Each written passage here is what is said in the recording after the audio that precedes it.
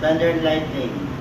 When the people saw the thunder and lightning, and heard the trumpet, and saw the mountain in smoke, they trembled with fear. They stayed at a distance. So it represents, the thunder and lightning represent the very presence of God, the presence of God. Every time the Lord speaks to His people, it will be with thunder and lightning that cause His people become trembled. So as we use this pattern, God's power works and He will destroy all the works of the enemy. It also causes the heavens to be filled with water and causes the clouds to rise over the earth. Thunder and lightning.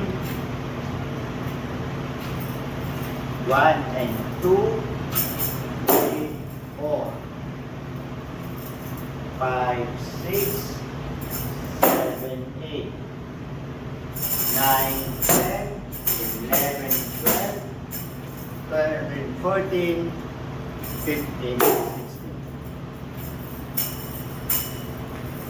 1, 2, 4, 5, 6, 7, 8, 9, 10, 11, 12, 13, 14, 15.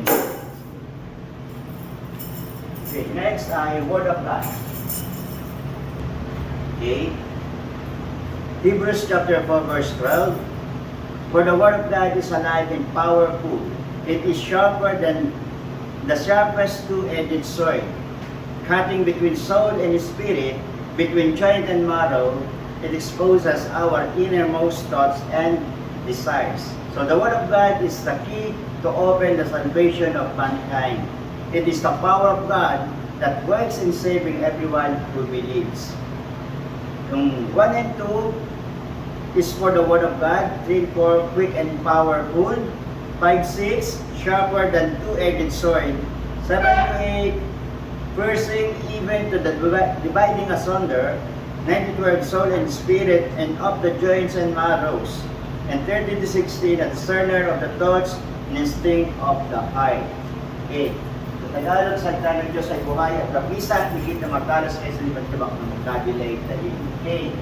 So, word of God, 1 and 2, para tayo magbubukas ng Bible. 1, 2, the word of God is quick and powerful, sharper than any two-edged sword.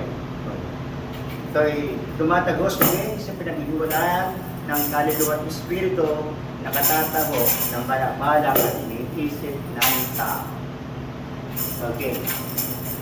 1, 2, 3, 4, 5 and 6, 7, 8, 9, 10, 11, 12, 13, 14, 15, 16. So, nakaluhod lang yan. Okay, pa. 1, 2, 3, 4, 5, 6, 7, 8, 9, 10, 11, 12, 13, 14, 15, 16. Note, nakaluhod.